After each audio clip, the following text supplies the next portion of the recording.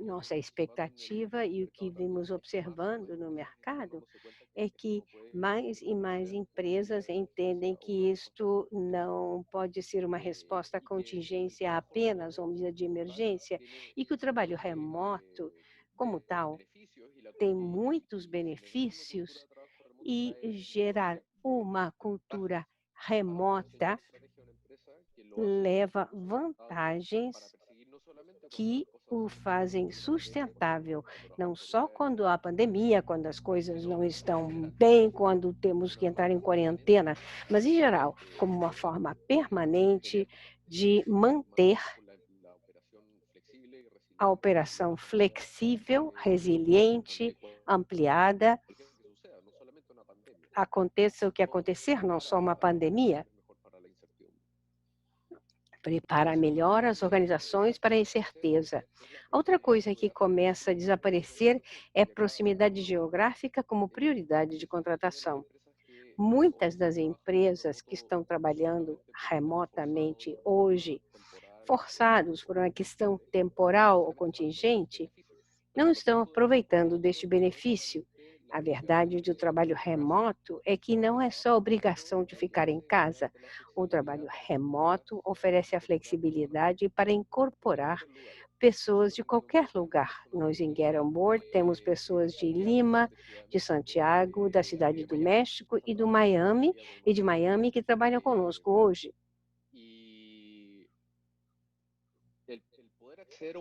E aceder a um pool de talentos maior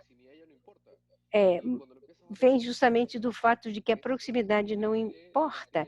E é incrível o tempo em que a proximidade geográfica a um edifício foi a principal prioridade de contratação.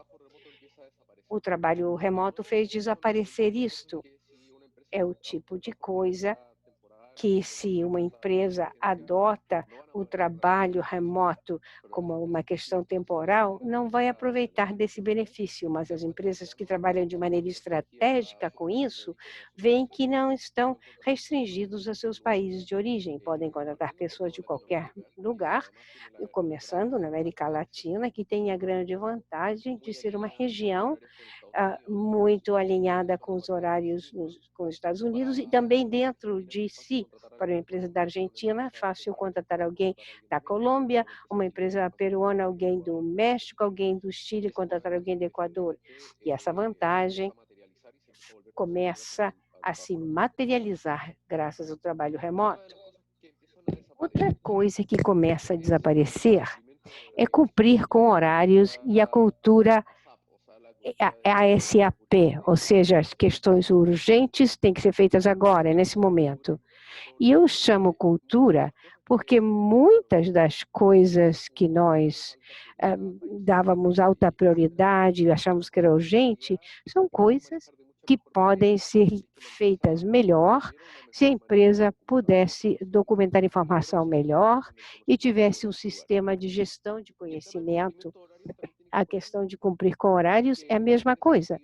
Faz sentido quando todos trabalham fisicamente no mesmo escritório e tem que coincidir a mesma hora, mas há uma cultura relacionada com quanto mais horas eu trabalho, melhor trabalho. Ou, dito de outra forma, entender a que horas entra e sai ao trabalho uma das pessoas é parte das coisas que eu estudo para ver se a pessoa trabalha bem.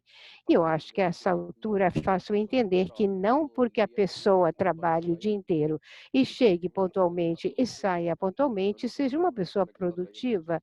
Não é necessariamente alguém que esteja trazendo resultados à organização ou que esteja resolvendo problemas, acrescentando valor. Em remoto, é difícil monitorar o cumprimento de horários e começamos a ver que é irrelevante, perde importância. E se temos a possibilidade de trabalhar com pessoas em outros lugares, em outros fusos horários, Uma das formas de aproveitar isso é começar a depender menos de que todos coincidam ao mesmo tempo. As empresas distribuídas maiores do mundo, que estão no planeta como um todo, que têm equipes em todos os lugares, não podem coincidir todos ao mesmo tempo, é impossível. Gera uma forma de trabalhar uma cultura na qual isso já não é necessário.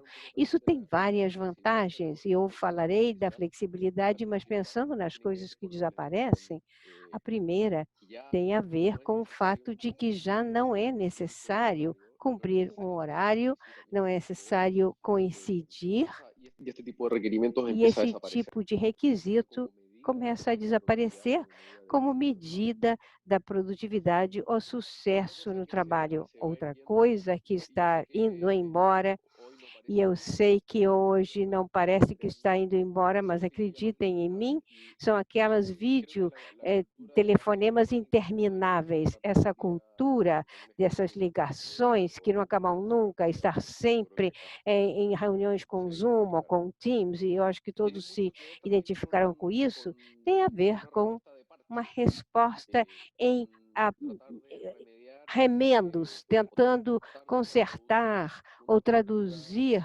uma cultura presencial, uma cultura física, traduzir isto em uma cultura remota. E para uma empresa que não esteja preparada, que nunca tentou trabalhar remotamente ou aumentar a flexibilidade, a videoconferência é a única coisa que tem para criar esse ambiente do escritório.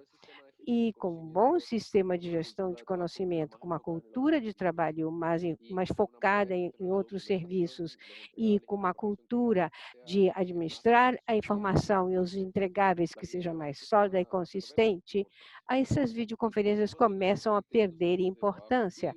Claro, podem acontecer, ter essas videoconferências, há conversas que valem a pena tê-las em vivo, mas é diferente ter uma ligação de 1 hora a ter 7, 8 horas, porque em última instância a plateia se identificará comigo, más continuas se as videoconferências contínuas acabam sendo uma obstrução para o trabalho. É irônico que não poder trabalhar porque estar em videoconferências demais, porque tem videoconferências uma atrás da outra e não tem espaço para produzir valor real.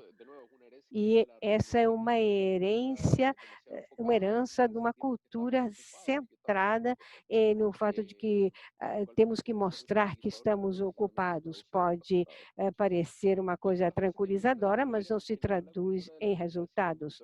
A vigilância e a monitoração também estão desaparecendo. Só o fato de que marcar o horário, registrar a entrada e a saída, é herança de uma cultura que está orientada para fabricar carros a começo do ano passado, mas pessoas que trabalham com conhecimento e informação não faz mais sentido. É possível fazer vigilância, monitoração remota, isso pode ser instalado, mas continuar com essa via significa que a pessoa está, não é míope, está fomentando questões de uma cultura tóxica que tem que ver com a desconfiança. Se eu não tenho confiança na minha equipe, nas pessoas que trabalham comigo, eu vou ter que supervisar e monitorar, porque se eu não estiver em cima deles, eles vão se distrair, vão deixar de trabalhar ou vão aproveitar a menor oportunidade para fazer qualquer outra coisa que não trabalhar. E essa premissa é triste. De más está decir que es una premisa muy É tóxica uma en términos premissa tóxica para esta cultura e, sobretudo, não é efetiva. E, além do mais, hoje em dia os trabalhadores têm mais opções. Hoje em dia, a pessoa não precisa estar amarrada a uma empresa com esse tipo de política, porque há alternativas. As empresas estão entendendo isso e os trabalhadores têm opções. É uma questão que nós vemos muito na tecnologia. Se a empresa lhe trata mal, vigila, monitora, a pessoa pode ir embora porque há opções, há outras empresas que são melhores para trabalhar. E há coisas que chegaram para ficar no trabalho remoto.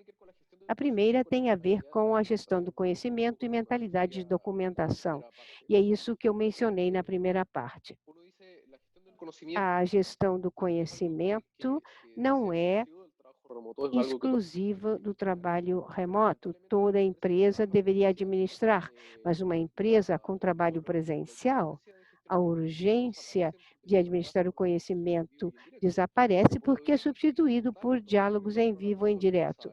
Eu posso falar com uma pessoa que sabe, posso tocar no ombro e ela vai responder. Esse conhecimento registrado acaba sendo mais necessário quando trabalhamos de maneira remota, temos que documentar por defeito. As empresas, as organizações devem registrar seu conhecimento e ter lugares mais estáveis para que as pessoas tenham acesso a esse conhecimento.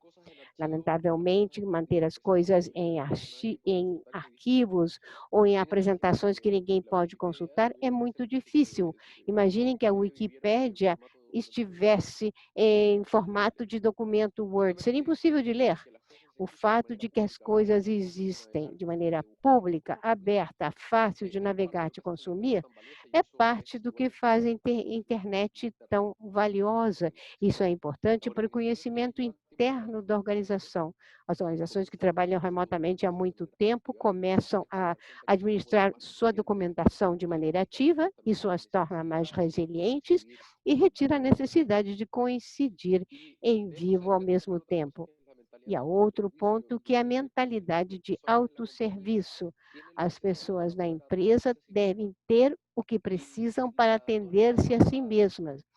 E, em vez de eu ter que pedir licença, em que o chefe tem que me aprovar, eu não posso dar muitos passos ou fazer muitas coisas para comprar post-its, eu tenho que preencher o formulário. A ideia é, aqui está tudo, a informação, os dados, a matéria-prima, tudo o que a empresa sabe para que você possa fazer seu trabalho da melhor maneira. A mentalidade de autosserviço tem dois caminhos. A organização dá aos seus colaboradores a matéria-prima necessária para que possam trabalhar. E os trabalhadores têm uma mentalidade autônoma. Ninguém vem lhe dar instruções, ninguém vem lhe dizer o que você tem que fazer. Simplesmente aqui está tudo que você precisa para cozinhar e cozinhe, porque é isso que você sabe fazer. Outra coisa que ficará é o trabalho em base a resultados. Todos gostamos de pensar que trabalhamos em base a resultados, mas, na verdade, numa organização presencial, é mais fácil, mais barato, mais confortável medir se as pessoas estão ocupadas, se chegam na hora, saem na hora, e ver se a pessoa está ocupada. Se a pessoa passa o dia inteiro em reuniões, achamos que estamos ocupados, sentimos que estamos sendo produtivos, mas a verdade é que em remoto, como não é possível supervisar as pessoas, não é possível saber onde estão em todo momento, eu só devo pensar o que estão contribuindo para a organização. E se eu vejo que estão contribuindo em termos de quantidade e qualidade dos resultados, começamos a ter uma cultura de flexibilidade, porque não me importa a que horas a pessoa começou a trabalhar, não me importa a que horas acabou de trabalhar, não me importa onde essa pessoa está, o importante é que ela esteja fazendo uma diferença e acrescentando valor. E esta flexibilidade por defeito tem outras vantagens associadas. Podem compatibilizar sua vida pessoal e familiar com o trabalho. Pessoas que têm dificuldade de se integrar à força de trabalho como mães solteiras podem trabalhar de maneira remota. As pessoas podem voltar para a sua cidade natal, ir para a praia, ir para o campo, um lugar onde o custo de vida é menor para aproveitar melhor os seus salários. É possível, as pessoas têm opções. Não é assim que o trabalho em quarentena funciona hoje, porque estamos obrigados a ficar em casa. Mas quando o trabalho remoto é uma estratégia permanente, a dinâmica muda radicalmente. E, finalmente, uma das coisas que vão ficar é que o trabalho remoto deve ser visto de maneira deliberada, explícita e permanente, não só como uma resposta de emergência adotada involuntariamente, porque é uma ordem das autoridades. Passa a ser alguma coisa que você entende, que traz resiliência à organização, traz vantagens competitivas, faz com que a organização seja mais produtiva, mais diversa, mais inclusiva e muito mais eficiente. Essa é a mensagem de hoje e gostaria de entender, Manuela, quais são as perguntas para poder conversar então. Mas desde já, muito obrigado por esse espaço e esses minutos para compartilhar com os senhores. Obrigado pela apresentação.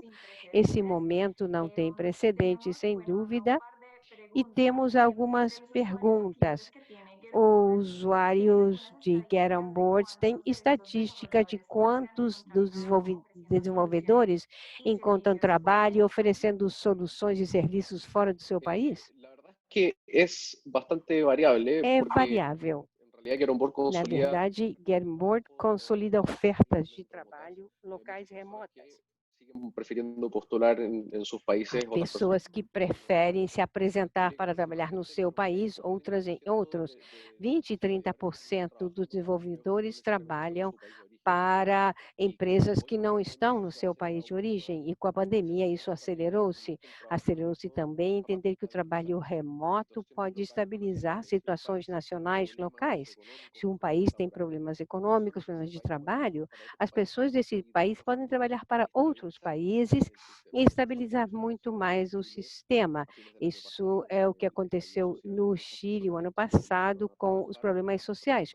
Muitas pessoas começaram a trabalhar remotamente para outros países, conseguiram continuar recebendo salários e que a economia local e a sua família, suas redes próximas se mantivessem. Isso é o que aconteceu, mas isso varia muito na medida em que mais empresas se abrem, abrem-se mais oportunidades para o trabalhador também. Que E han hecho essas ya empresas que são parte de Get On Board, quais foram os principais desafios para exportar serviços para pequenas e médias empresas de outros países ou startups da região e fora da região? Em termos dos profissionais, um dos principais desafios é o inglês, sobretudo para aqueles que oferecem seus serviços aos Estados Unidos ou empresas com equipes multinacionais e que falam inglês. O grande desafio para o profissional latino-americano é aprender inglês para poder interagir de melhor forma com as equipes da América do Norte e outros países que não falam espanhol. Do lado das empresas, isso tem a ver com aprender a sair de uma cultura baseada no local e começar a pensar em termos regionais, globais, e pensar em que mercados trabalhar. Isso é hoje mais líquido, mais flexível, mais transparente, mas é uma transição, porque não todas as empresas têm essa mentalidade e têm que se adaptar. Bueno, ya que estamos hablando de estos Já que retos, estamos falando de desafios, como é que as empresas lidam com recursos humanos, de folha de pagamentos internacionais, sobretudo quando nunca contrataram pessoas de fora? É a sua primeira vez? Não é fácil. En carne propia vivimos Nós vivemos isso em carne própria, a complexidade que tem que ser navegada. Há todo um ecossistema de organizações e empresas que absorvem esta questão. Houve um podcast, temos um podcast de Get On Board que está em inglês e também temos uma versão em espanhol.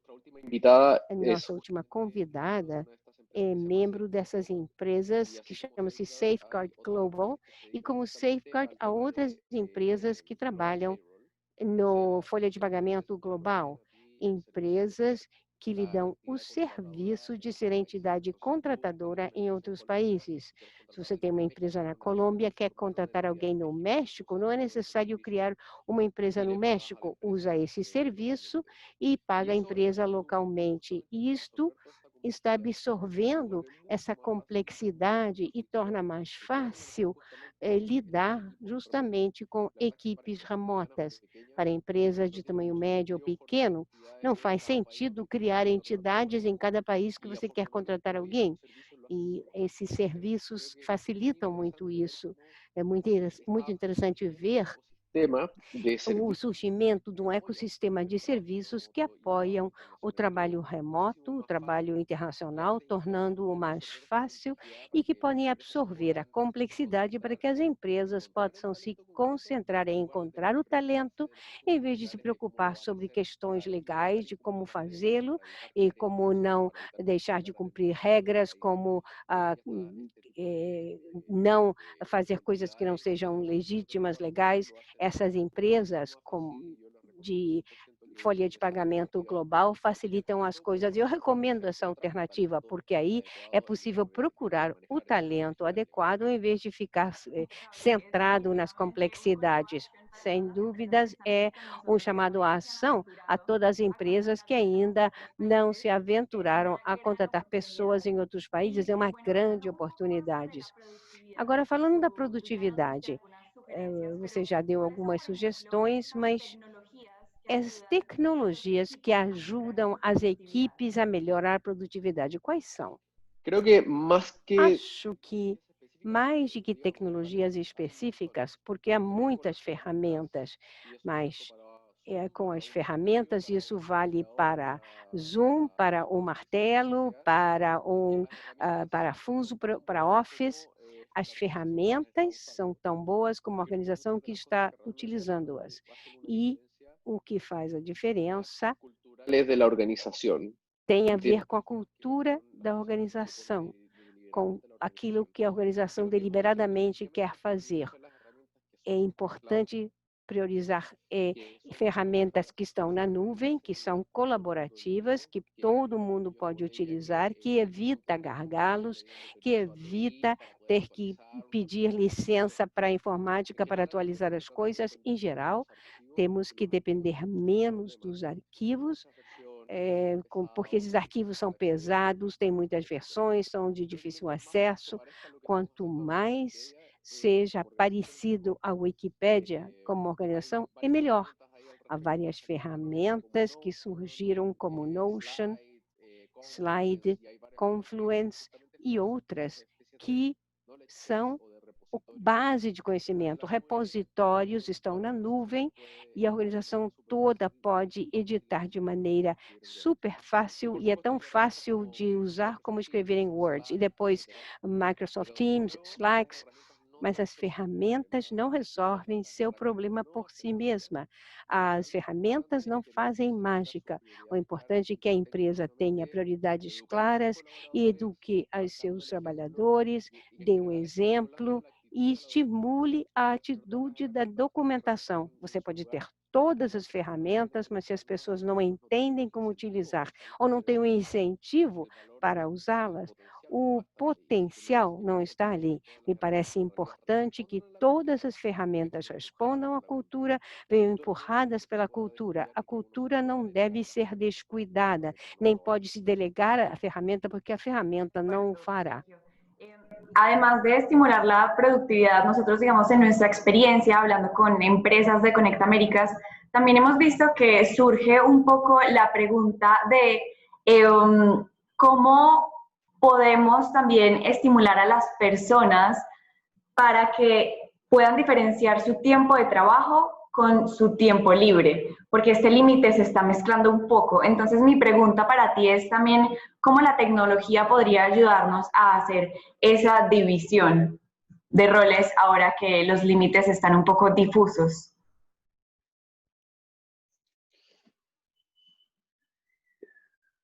Bueno, una de las cosas que creo que se pueden hacer en general tiene que ver principalmente con estimular, con mostrarle a los trabajadores cuáles son las ventajas del trabajo remoto. En general lo digo como motivación y como manera de que las personas se suban a bordo y también de que puedan absorber mucha de la fricción y de la complejidad de estos tiempos. Tiene que ver con que las personas entiendan que el trabajo remoto bien tomado las va a beneficiar, que son personas que,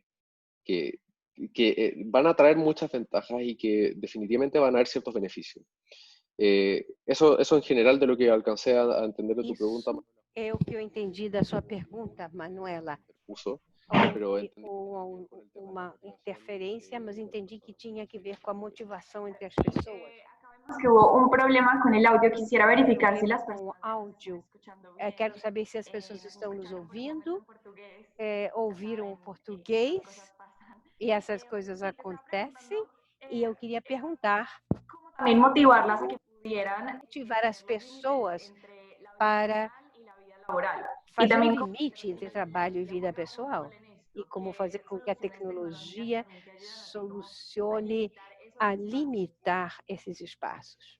la verdad es que apagar notificaciones es fácil. O sea, tecnológicamente la manera de... Apagar notificações é fácil, é possível definir espaços. Y creo que para nadie es Eu fácil. acho que para ninguém é fácil. E para nós, como empresa remota, temos que lembrar a equipe e lembrar nós mesmos da necessidade de marcar limites. De nuevo, E outra vez, es tan sencillo como tecnicamente, a partir de las 7 de é la tão tarde, simples como dizer, a partir das 7 ou da hora que for, não recebo notificações nem olho para o meu e-mail e configuro tudo para que fique apagado. Mas o meu chefe pode me ligar às 9 da noite se ele acha que tem alguma coisa urgente. Eu acho que é uma questão de cultura e atitude que tem que ser estimulada.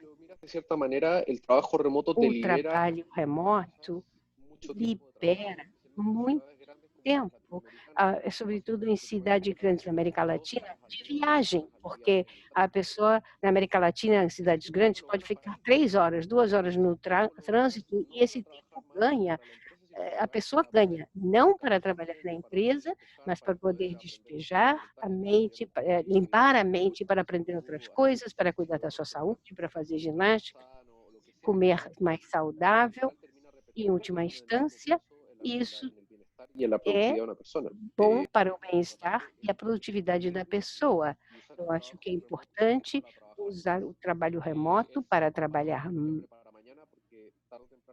mais, é bom para hoje, mas ruim para amanhã.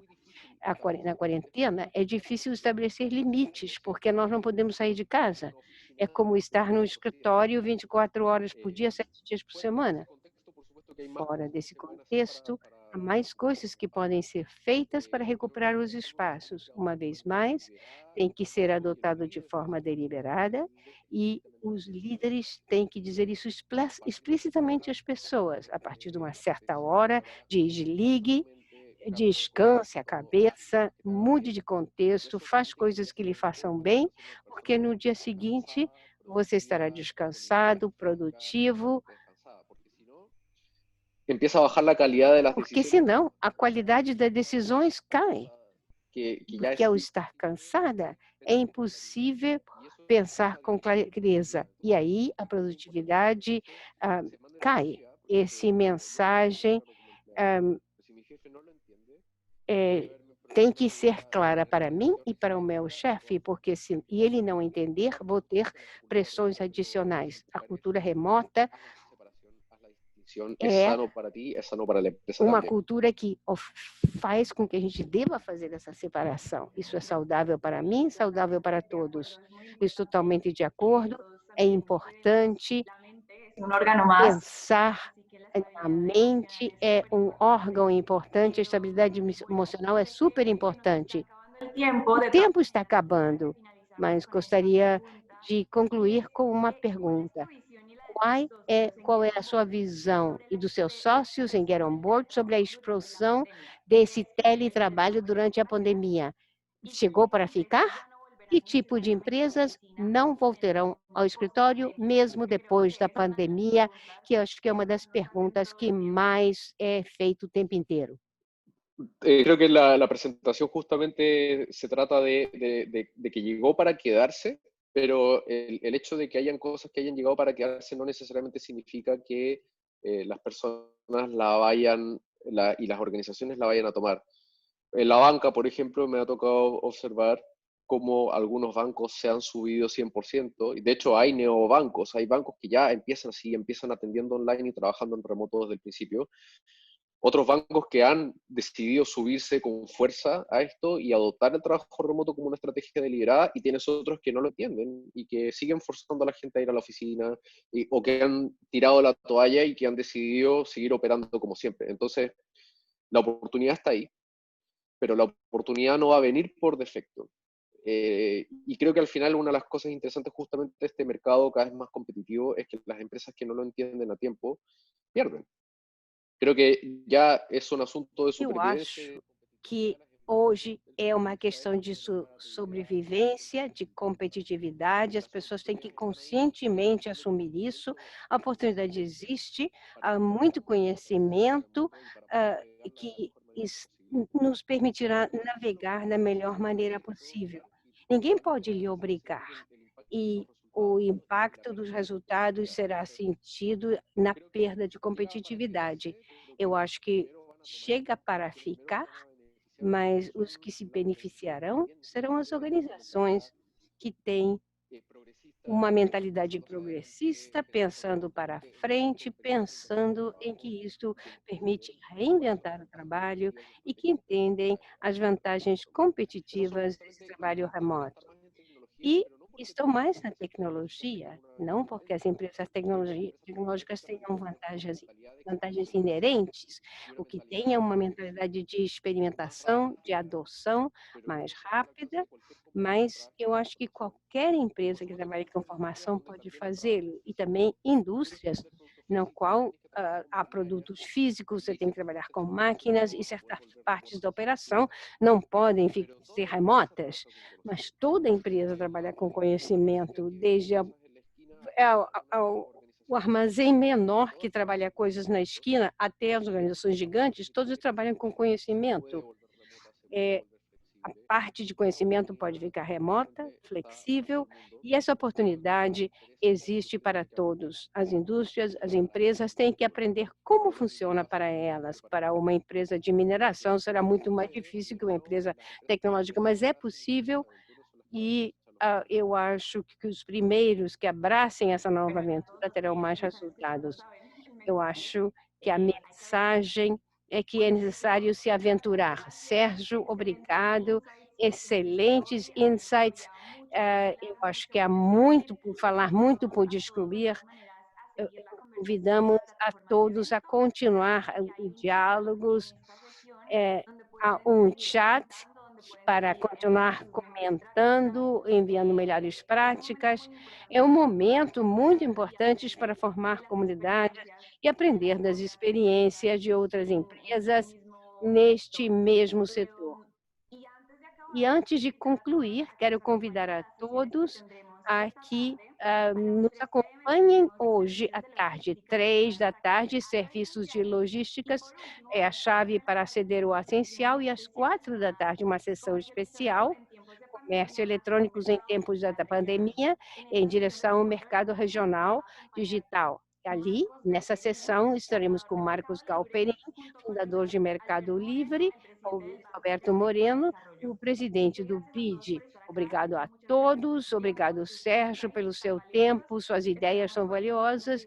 Esperamos contar com você na próxima ocasião. Obrigado, Manuela, obrigada a você e a toda a equipe pelo convite. Obrigado a todos os que estiveram aqui conosco. Adeus.